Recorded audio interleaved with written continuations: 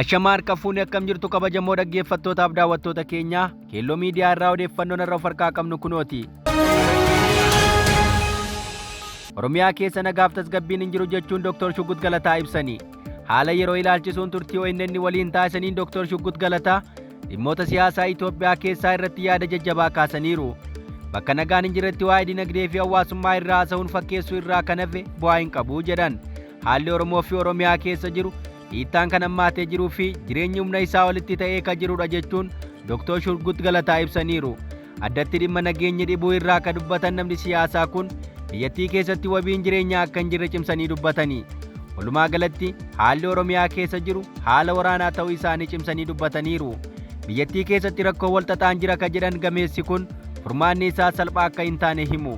Nageenya biyyattii keessatti buusuuf karaa salphaa fi gabaabaan akka ture yaadachiisuun bara 2018 ulaa bal'aan furmaata argamsiisuu danda'u cufachuu isaa himaniiru. Kun ammoo madda rakkinaa ammaa mul'ataa jiranii ta'ee itti fufuu dubbatanii jiru. Waan bara 2018 daandii irraa maqeetu dhibeewwan waggoota 28 ol turan osoo hin furin itti fufuun ammas dhibee gara biraa dabalaa deeme jechuun dubbatan. Rakkoo waraana bilisummaa Oromoo akkaataa itti hiikkachuu qabu walii galame san duubatti deebisuun carraa bal'aa bara 2018 argame san itti fayyadamuu dadhabuun Itoophiyaa qofa osoo hin taane gaanfa Afrikaa jeequmsaaf saaxiluu danda'eeraa jedhan. Gama kaaniin kaleessuma gama OMN irraan turtii taasisaniin gaggeessitoonni ABO mariin Oromiyaa keessatti nagaa fiduuf godhamu kamuu garaagarummaa tokko malee jajjabeeffamuu akka qabu dhaamaniiru. Marii Dr. Shuggut Galataa fi Dr. Raggaasaa Oljirraa OMN waliin taasisan kanaan dhimmoonni hedduun irratti yaadni laatameera.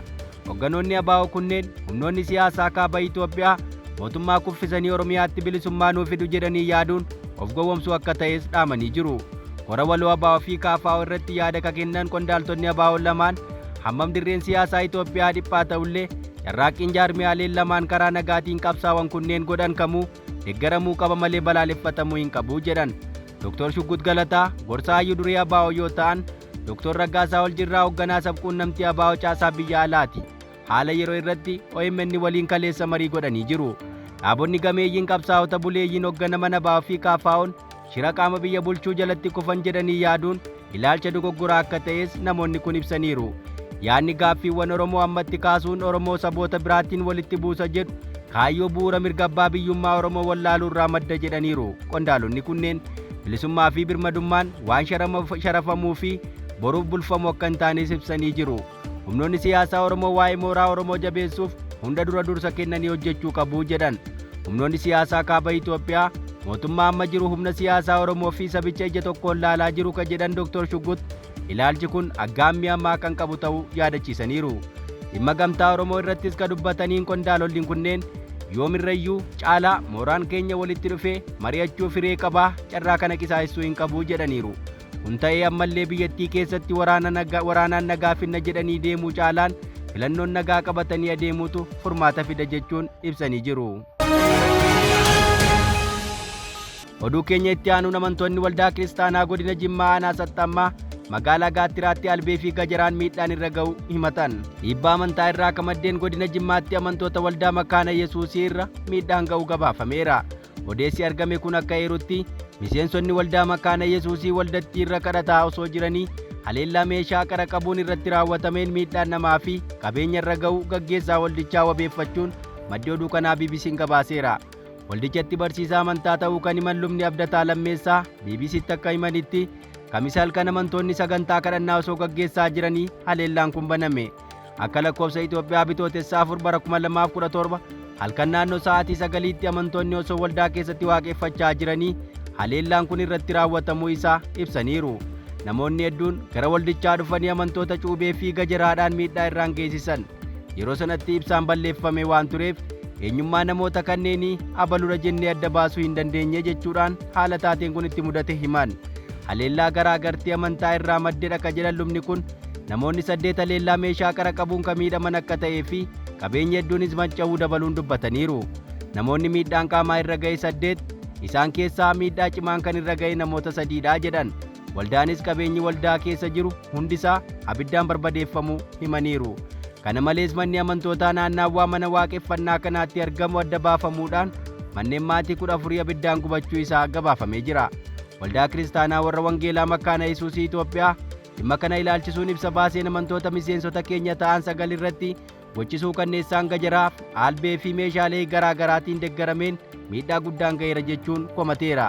Itti dabaluunis gochi akkasii kun yeroo kanatti raawwatamuun waan nama gaddisiisu akka ta'ee fi amantoota irrattis miidhaa xiinsammuu kageessise ta'uu ibse. Rakkoon kun erga amantootaa fi waldettii irratti mudateen booda bulchiinsi godina Jimmaa tarkaanfii sirreeffamaa fudhachaa jiraachuusaafis waldattiin galateeffatteetti.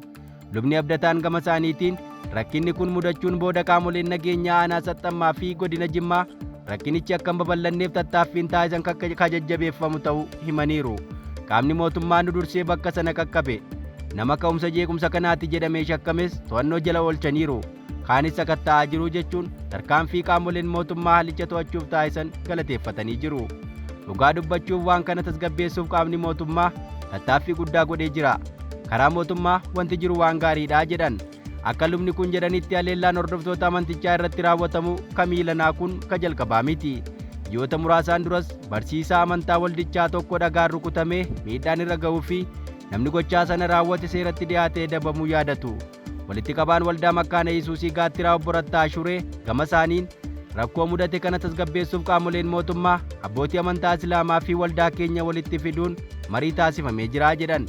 Marii kanarraas wal hubannaa gaariin uumamuu fi waldaan isaanii yaaddoo fi sodaa malee waaqeffannaa isaanii akka itti fufanii fi miidhaa ga'ee irratti itti fufiinsaan akka mireetamu himan.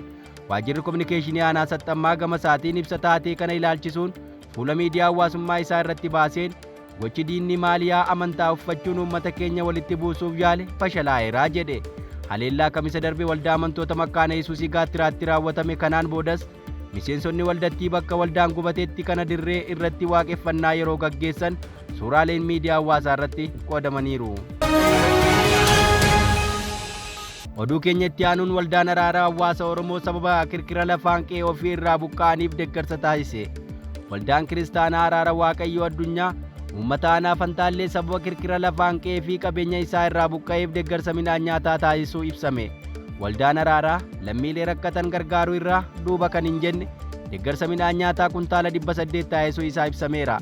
Deeggarsi kun daakuu midhaanii, zayita nyaataa fi meeshaalee garaa garaa qarshii miliyoona 3,700 waliin bitame kan of keessatti qabu ta'us ibsamee jira. Waldaan kiristaanaa kun hawaasa Oromoo amantaan osoo hin loogiin deeggarsa gurguddaa yeroo adda addaa osoo taasisuu ni mul'ata. Kanaanis hawaasa biratti marartee horateera. Hawaasa karrayyuu jalaa kirkira lafaa fi hongeedhaan beelladoonnii fi qabeenyi miidhameera. Uummanni aanaa Fantaallee ammallee deeggarsa bal'aa akka barbaadu gaafatamee jira. Oduu keenya birootiin mootummaan Itoophiyaa bulchiinsa isaa keessatti biyyattiin guddina addaa galmeessuun qamadii alatti ergaa akka jiru kan himu soba ta'uu maddeen ifoomsan. Bulchiinsa mootummaa Itoophiyaa ammaa paartii PP jalatti Itoophiyaan guddina addaa galmeessuu qondaaltonni himu.